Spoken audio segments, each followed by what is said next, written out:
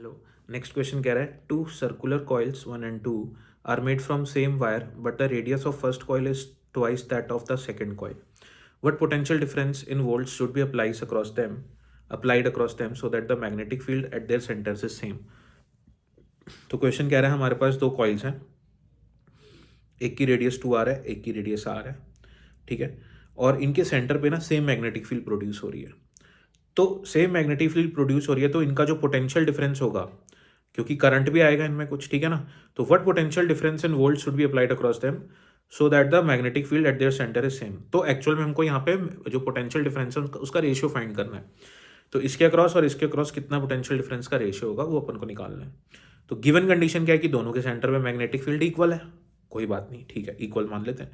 तो एक coil, circular coil की जो मैग्नेटिक फील्ड होती है सेंटर पे, वो होती है म्यू नॉट, इसमें करंट मान लिया मैंने I1, mu naught I1 by 2 times of radius and the radius of this coil is 2r, so 2 into 2r. Mu naught इसमें करंट I2 है, ठीक है ना, और अपॉन में 2r. अब दोनों की मैग्नेटिक फील्ड सेम है, करंट दोनों में अलग अलग था. अब मुझे यहाँ पे सॉल्व करना पड़ेगा करंट के लिए, तो मैं आगे इसको सॉल्व कर लेता हूँ. तो यहाँ से म्यू नॉट मेरा कैंसिल, 2r और 2r मेरा कैंसिल हो जाएगा, ठीक है ना, ये 2 है अभी. तो क्या बचेगा यहाँ पे, I1/2 इक्वल्स टू I2. तो I1/2 इक्वल्स टू I2, यानी कि I1 upon I2 equals to 2. ये मेरी फर्स्ट इक्वेशन हो गई. क्लियर. अब मैं सॉल्व करता हूँ पोटेंशियल के लिए. तो इसके अक्रॉस मुझे कुछ पोटेंशियल डिफरेंस देना पड़ेगा. मैंने इसके अक्रॉस V1 पोटेंशियल डिफरेंस दिया. तो V1 क्या हो जाएगा, I1 into resistance, R radius नहीं है, रेजिस्टेंस है, ध्यान रखना है. तो मैंने V1 पोटेंशियल डिफरेंस दिया जिससे I1 इसमें करंट आया और R इसका रेजिस्टेंस था. तो I1 क्या हो जाएगा, V1 बाय इसका रेजिस्टेंस, इस वायर का रेजिस्टेंस, ठीक है, और इसका जो रेजिस्टेंस होगा, इन दोनों का रेजिस्टेंस मैं कंपेयर कर सकता हूँ क्योंकि इसकी रेडियस 2r है, इसकी रेडियस r है. तो इसकी सरकमफ्रेंस भी फर्स्ट वाली कॉइल की सरकमफ्रेंस सेकेंड वाली कॉइल की सरकमफ्रेंस के डबल होगी. तो इसकी लेंथ डबल होगी, है ना, इसकी लेंथ डबल होगी, तो मतलब इसका रेजिस्टेंस भी डबल होगा, क्योंकि हमको पता है रेजिस्टेंस जो होता है वो लेंथ के प्रोपोर्शनल होता है.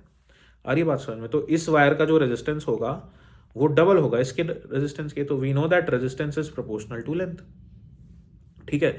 तो यहां पे जहां पे रेजिस्टेंस आ रहा है वहां पे मैं 2L लिख दूंगा, राइट. ऐसे ही मैं अगर इसके लिए करंट की वैल्यू लिखूंगा तो I2 को क्या लिखूंगा मैं, V2 अपॉन इस वायर का रेजिस्टेंस. तो I2 अपॉन इस वायर का रेजिस्टेंस की जगह L लिख दिया मैंने, क्योंकि रेजिस्टेंस लेंथ के प्रोपोर्शनल है. तो R is proportional to L, और इसका जो रेजिस्टेंस होगा वो 2L के प्रोपोर्शनल है, क्योंकि उसकी जो इसकी जो लेंथ है वो भी डबल है, तो उसका रेजिस्टेंस भी डबल होगा. तो यहाँ पे 2L और यहाँ पे L आएगा. तो I1 I2 की वैल्यू आई मेरे पास, ठीक है. अब मैं वापस से I1 I2 को डिवाइड करता हूँ. तो I1 I2 को मैंने डिवाइड किया तो V1/2L इंटू L/V2 आ जाएगा. अब यहाँ से L और L कैंसिल हो जाएगा, तो I1/I2 मेरा बचेगा V1/2V2.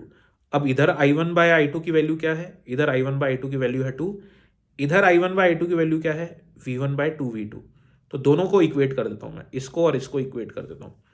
तो 2 इक्वल्स टू V1/2V2 और V1/V2 क्या आ जाएगा मेरा 4, और यही होगा मेरा answer. Thank you for watching.